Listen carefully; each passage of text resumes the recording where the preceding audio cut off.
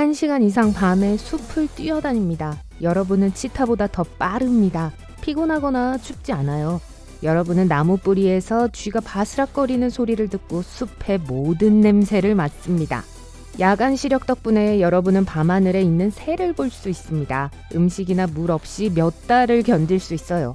아가미로 물속에서 자유롭게 수영할 수 있습니다. 평행세계에서 인간은 이런 모습으로 진화했습니다. 이곳에서 인간은 야생에서 만날 수 있는 모든 상황에 대처할 수 있는 이상적인 유기체입니다. 우리 세계에서는 상황이 좀 더 복잡합니다. 인간은 단지 적응하고 주변 세계를 변화시킴으로써 살아남았을 뿐입니다. 인간은 이가 32개뿐이에요. 이 치아가 빠지고 나면 더 이상 새 이가 자라지 않습니다.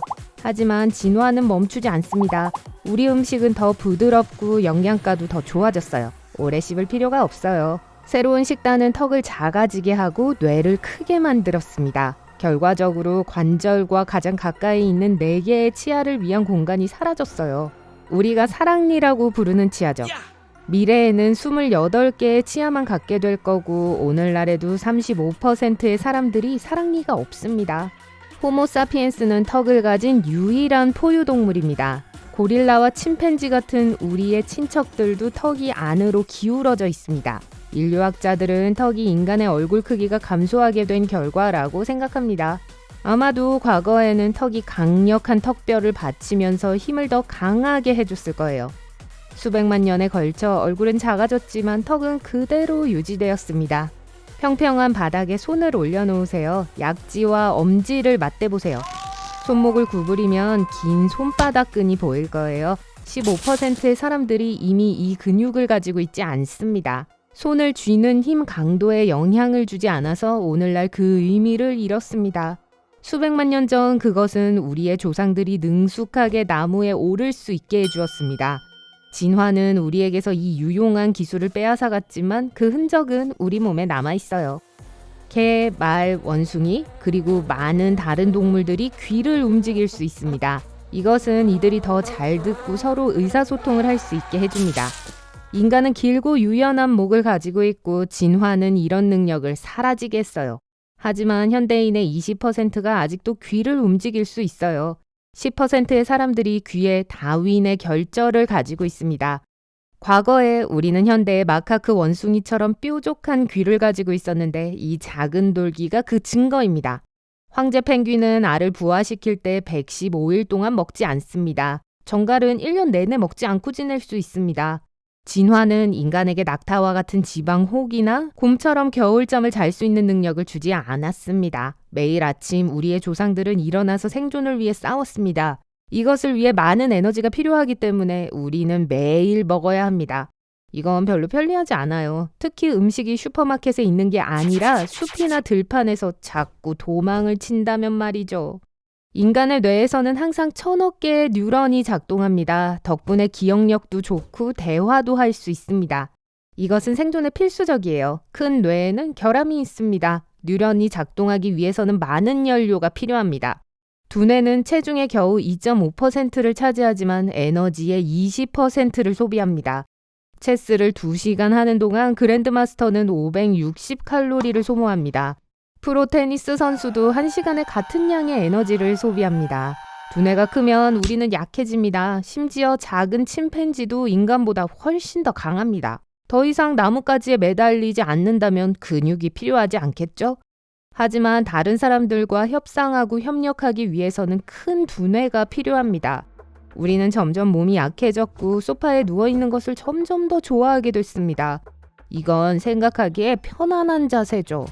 밤에 우리의 조상들은 특히 취약했습니다. 우리가 새로운 장소에서 잠을 잘 때 뇌의 왼쪽이 오른쪽보다 더 깨어 있습니다. 이러한 뇌 반응을 첫 번째 밤 효과라고 부릅니다. 이것은 어둠 속에서 도사리고 있던 위험에 대한 육체의 고대 반응입니다. 4천만 년에서 6천만 년 전 진화는 우리에게 또 다른 두려움을 주었습니다. 우리는 뱀이나 거미에게 물리는 것에 대한 두려움을 가지고 태어납니다. 분명히 이 동물들은 최초의 영장류에게 주된 위험이 되었습니다.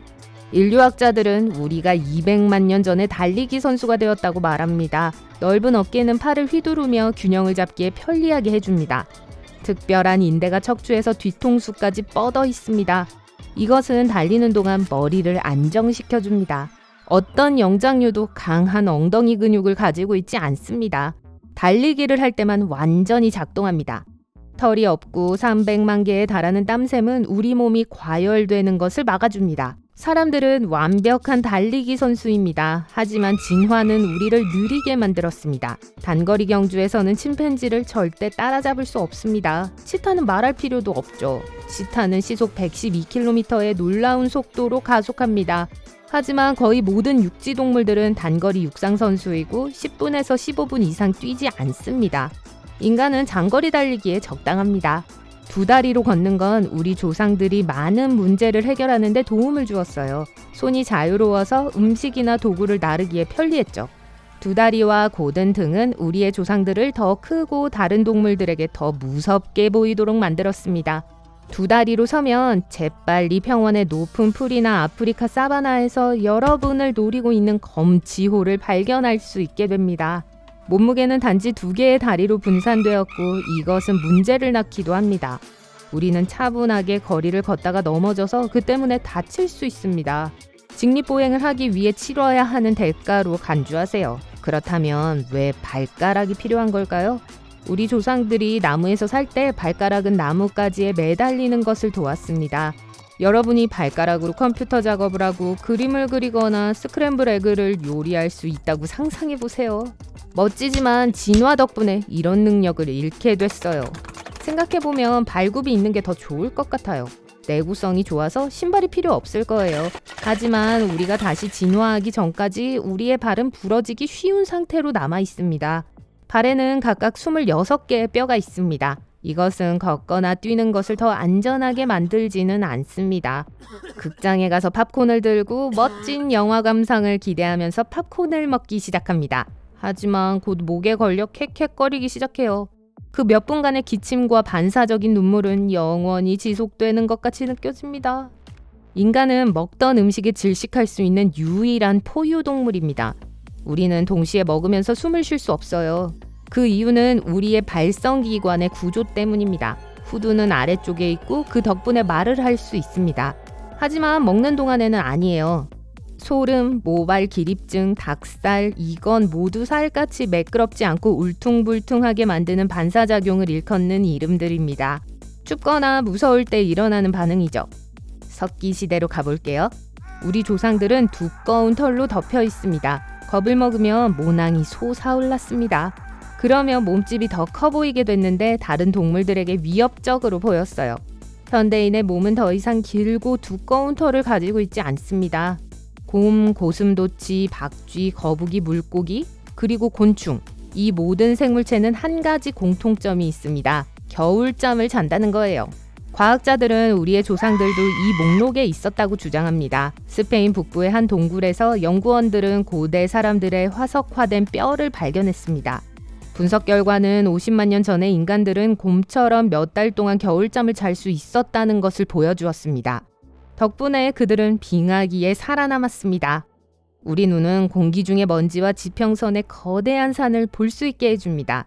우리는 컬러로 세상을 보고 서로의 얼굴을 인식합니다. 날이 어두워지면 우리 시력은 새로운 조건에 빠르게 적응합니다. 하지만 우리는 어두운 곳에서는 잘 보지 못합니다. 진화는 안경 원숭이 같은 시력을 주지 않았습니다. 이 영장류의 눈은 야구공만한 크기고 어둠 속에서도 완벽하게 볼 수 있습니다. 그래도 저는 제 눈이 얼굴의 절반을 차지하는 건 싫어요.